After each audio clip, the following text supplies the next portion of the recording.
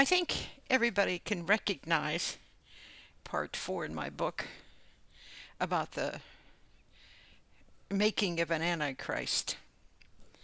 An Antichrist uses all of his knowledge, all of his understanding about God.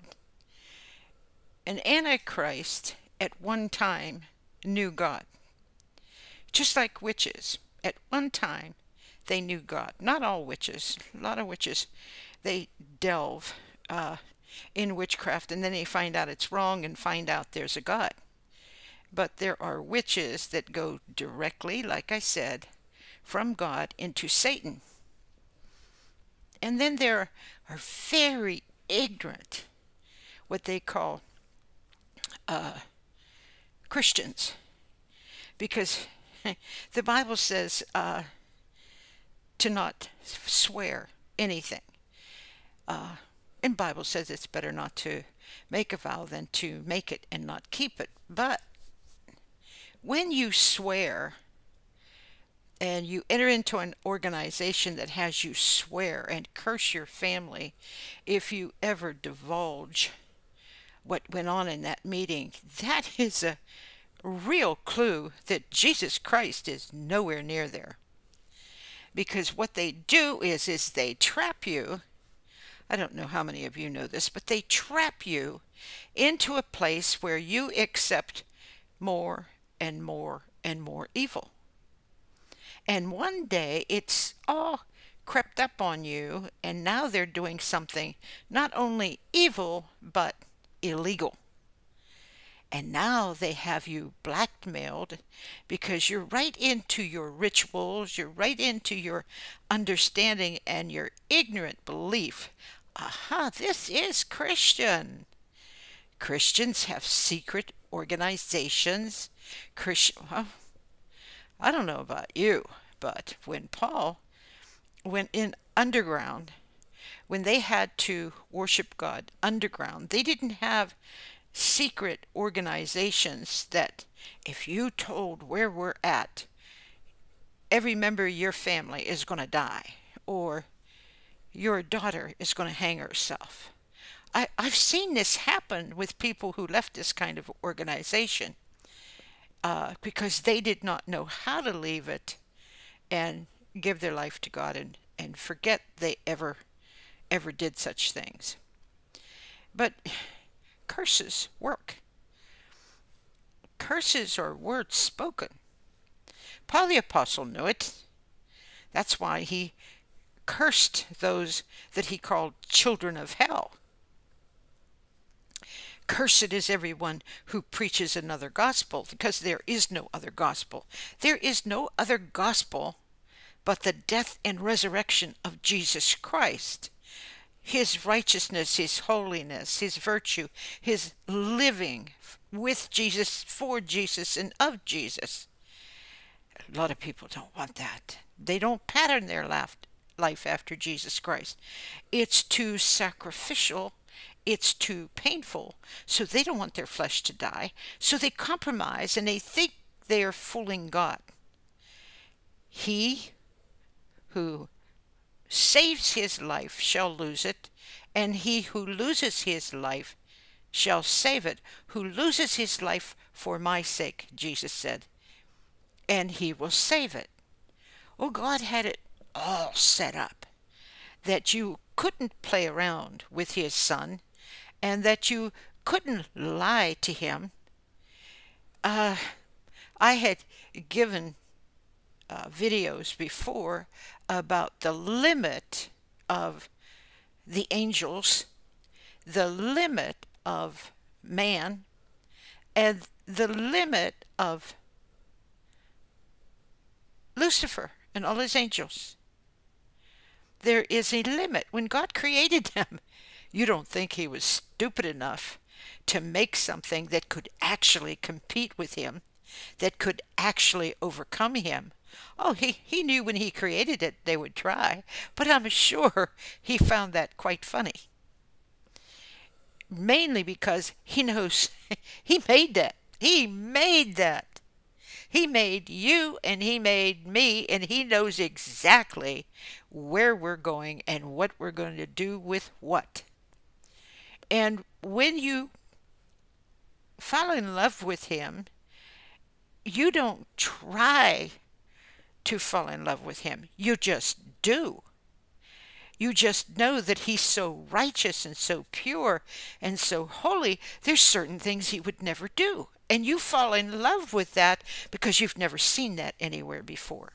Oh, you've seen many people claim it, but if you had your eyes wide open in church, you would see the truth that there is a lot of people that only say they have Jesus Christ. Go home with them. Stay with them for a week and see how they behave themselves with their spouse. See how they behave themselves with their mother and father, sister and brother, aunt and uncle, and children. Just be an observer for about a week, and the truth will crop up.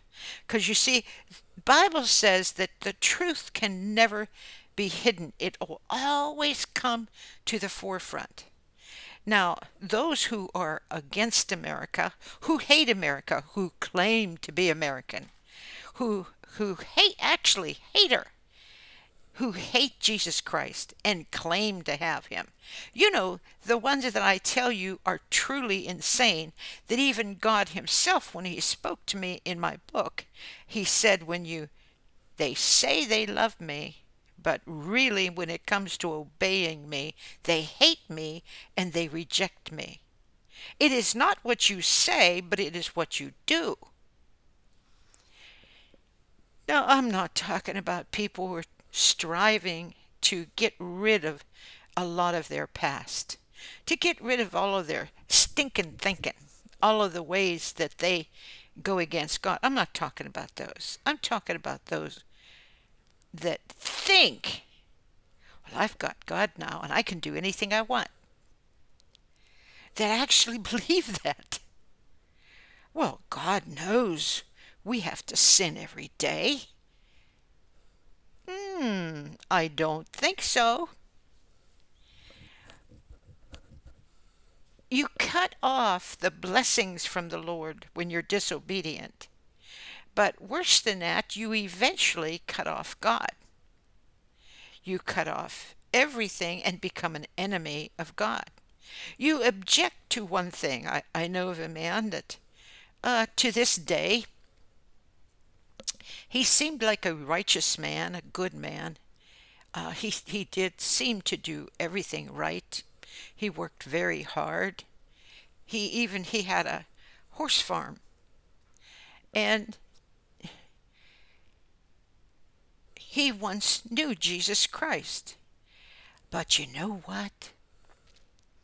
His dad died. And he prayed that his dad live. And God didn't answer him. God took his dad.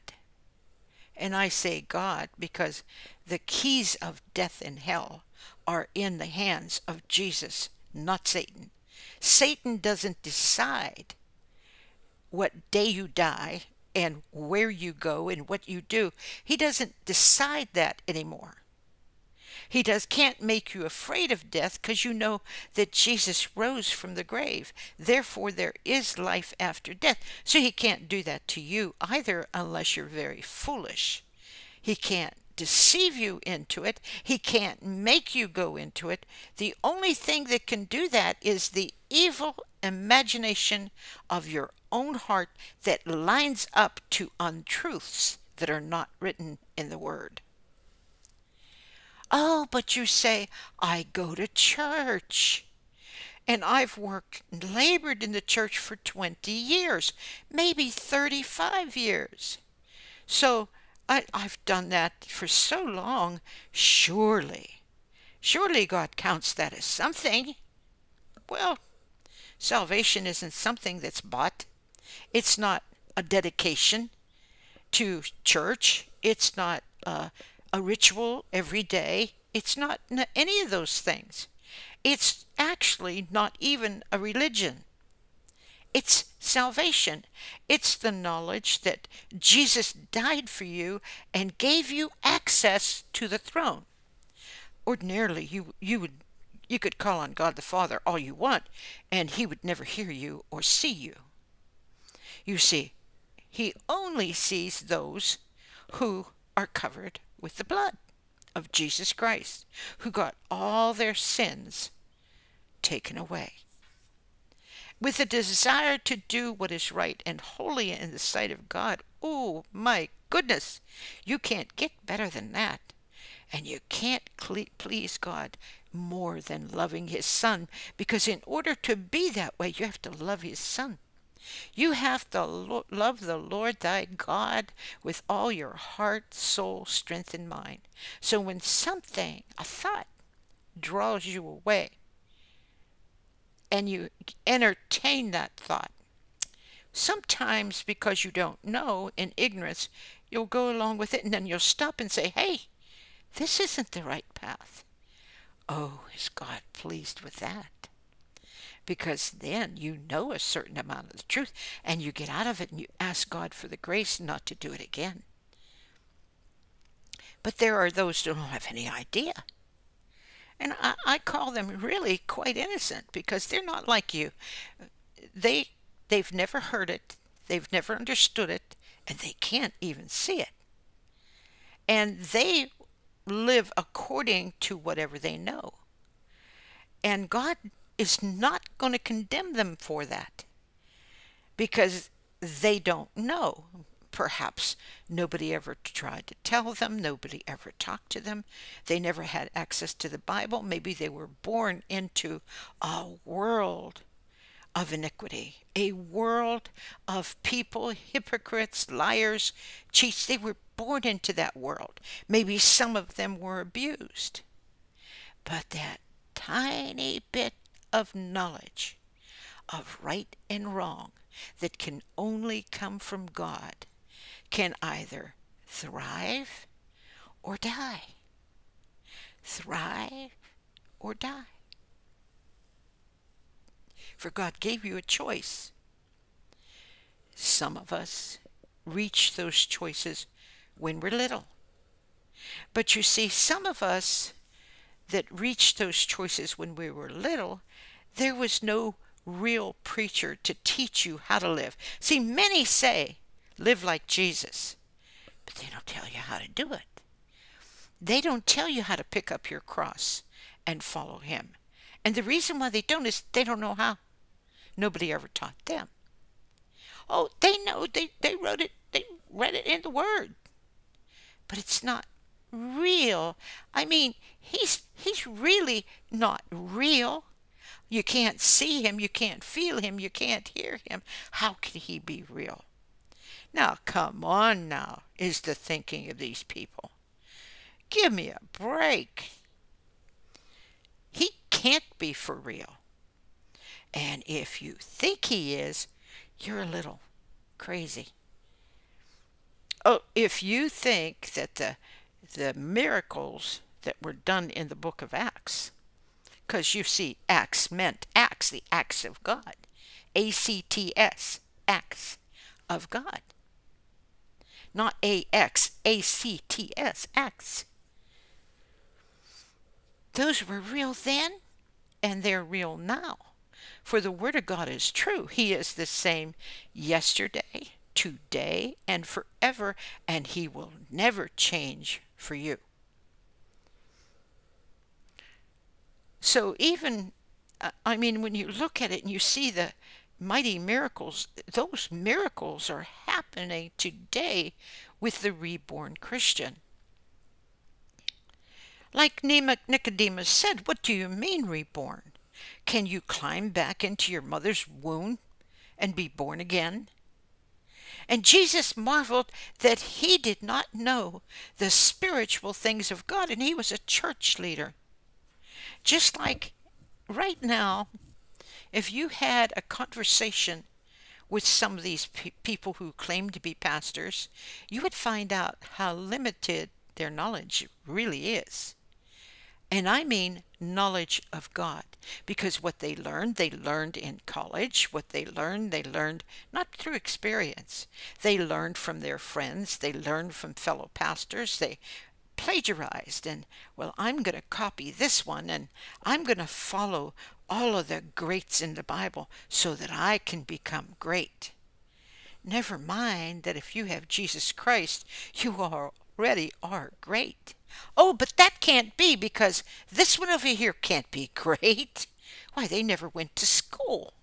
And that one over there, why, they can't be great. Why, no one ever taught them. But me, I got taught. I made sure of that. Oh, that woman over there, she's a woman. She can't have anything. Well, I wonder how God made her a separate human being. She wasn't attached. Eve wasn't attached to Adam. I mean physically attached. I'm not talking about spiritually. I mean physically. She was separate. And she walked and talked with God the way he did. When God came and discovered what she had done, well, he didn't discover it, but it seemed to her that he did. He didn't ask Adam, "What did your wife do?" He didn't ask Adam that. He asked her, "What did she do?" And she answered him. She didn't say, "Adam, you go and tell him what I did." Because you see, Adam, you're my only mediator. I can't be with God without you. That's a lie. You could see the interaction in the beginning. The interaction in the beginning had her as a separate individual. Adam never had partake of her having a baby physically. We're talking physically now. He never had part of her pain, part of her carrying that precious little one in her belly. He never had part of that. And she never had part of the seed in the sperm that was planted. So there are certain things that make them totally separate. Male and female made he them. And nowhere is there any other gender ever in the Bible. All of life tells you there are males and females. The only time you see a difference is when they feed the frogs something and then they become what they are not naturally. When man gets his hands into the mix, he messes everything up by messing up God's creator, because God's creation, God's creation, because he wants to prove he is just like Lucifer. He's going to be equal with God. He's going to study and study and study. He's going to take what God created and make sure he knows all about it. And then he's going to teach it to everybody else to diminish the Creator, to give you the power to do whatever you want. Now, this has been going on for a long, long time. I'm sure this has been going on since the garden. But you know, the wicked wax worse and worse. They continually grow in evil. They're always finding new ideas. It's all written in Romans chapter 1. How they are able to come up. They are filled with all, not some, all unrighteousness. Debate. Malignity. Oh my goodness. Disobedience to parents. Murder. Covenant breakers. Who know what God wants and they won't do it. Oh, but you see, They're in church and they are allowed to act that way. What did he say when the hypocrites came to him and told him about marriage? And he said that when you put your wife away, give her a letter of divorcement. And they said, well, Moses never. No, they said Moses is the one that said that, taught them that. And he said, but that wasn't the way it was from the beginning. That is not what God intended. God did not intend for you to tire of the other. God did not intend for you to start looking at them as though, as their body changes into age, as though yours never does. Oh, you hang on to everything to prove you're a man. And if you're so ignorant that you think being a man is in your pants, whoa, a lot of idiots do that. They don't have any brains. They think making babies is everything. Because they know they don't have anything up here. Why don't they have anything up there? Because they haven't put anything there. If they went to God and asked him for wisdom, and it's written in James, that God says he gives to all men liberally, and he doesn't upbraid them, but they don't want that. They don't want the wisdom. They want the selfish part of feeding the flesh and having pleasure, not caring who lives, not caring who dies, not caring what their wife thinks and feels, not caring what their children think and feel. So they make as many as they can and have a good time. And oh, they're really a man.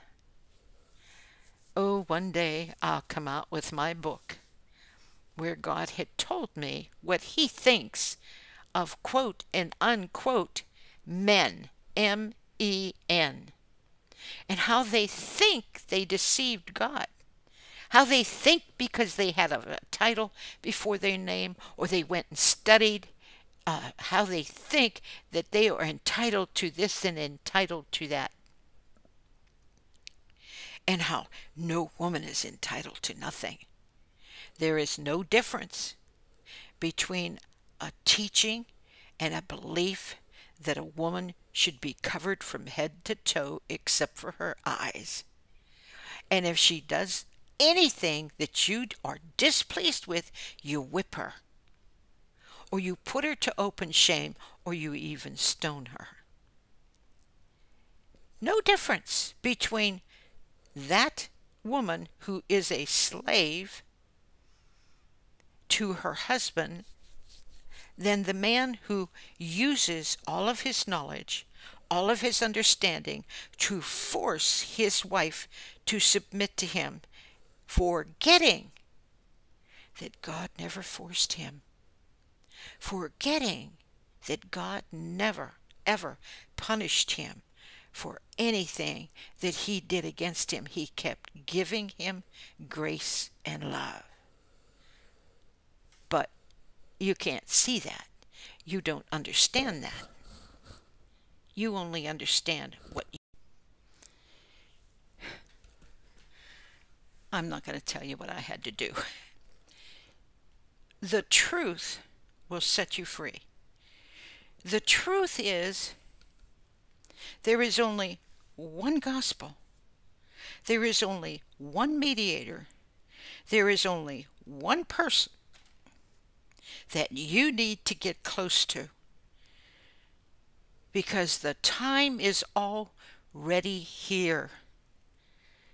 If you had enough of God, you would be standing on the outside of what is going on and you would see it clearly.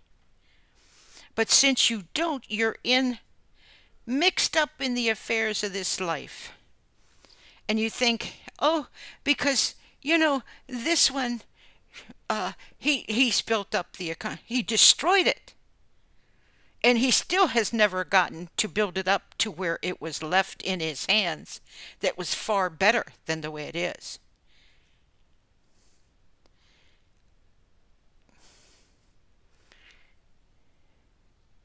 Why do I talk about that? because there are children who belong to God. I'm not talking about this country's children, that country's children. I'm talking about your own children because you're an American. And America's children are the ones that are important to the Christian. Take care of your own household first. Because if you try to take care and mind what happens with the others, you need to pray they get sent back. It's not within your power or your ability to make a life for someone else to come here and take over, and you lose everything, in the sense of you lose your children, you lose everything. You're supposed to be protecting them, not replacing them.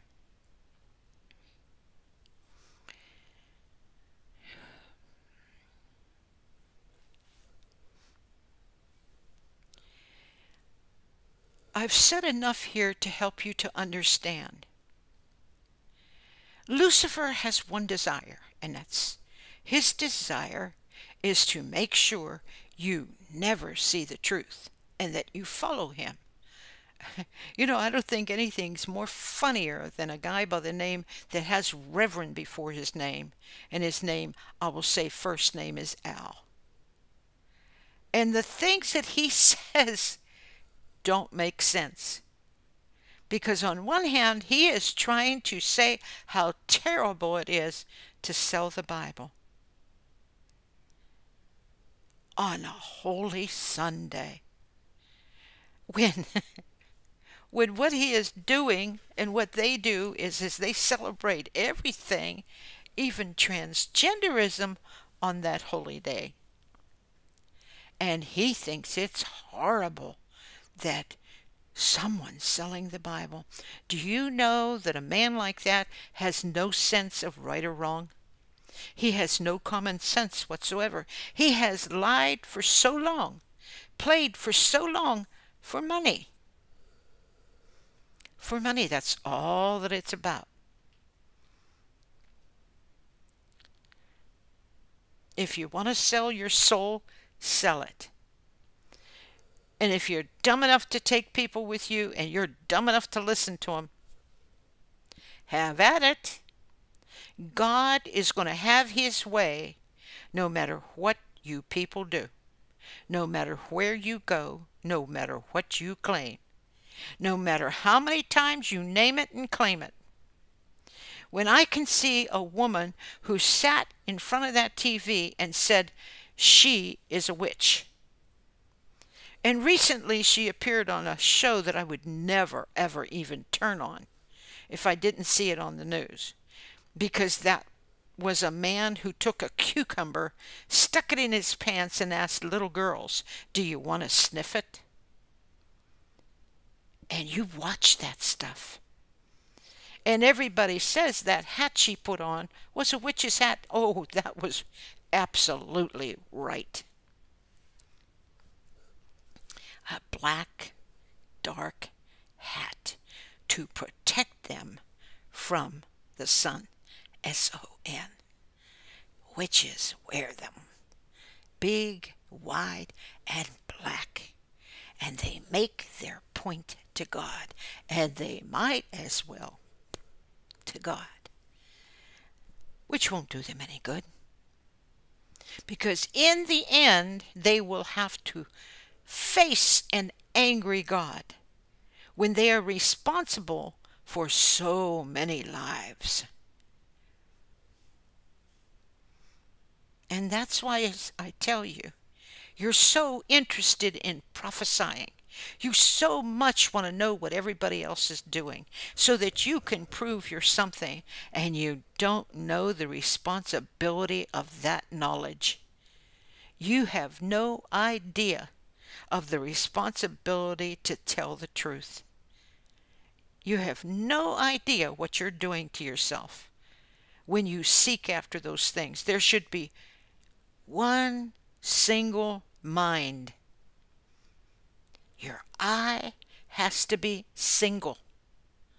Single-mindedness is when you have one purpose, and that is for God. One purpose. And if your eye is not single, how great is that darkness, is exactly what Jesus said. Because if you don't have one purpose on your mind, to do God's will, how great is that darkness? Because your purpose is going to come in. The purpose of those that you worship is going to come in. Like I said before, look at the athletes and the tons of money they make because you just have to watch them. You just have to worship. Don't you understand that what you focus on is a form of worship? That what you think about, nothing else, is a way to worship your idol? That belongs to God. That belongs to Jesus Christ. And so you do that so often, so much, that pretty soon you begin to hate Christians. Why? Because you know you're wrong. You don't want to go into the Bible because you don't want to know that you've done wrong. But Jesus is so loving, so kind, so true. He's still got his arms spread anytime you're willing to completely repent. Anytime you want him, he will be right there. Now, because he says he will not always strive with man, there comes a time where he gets weary, and when you prove to him that you literally hate him, he's not going to be anywhere around. And if you suffer persecution and hatred and you never did anything to anybody, understand, God trusts you to go through that because he knows you're not going to sin against him with it. And he wants to perfect you. He wants to help you. He wants you to die to self.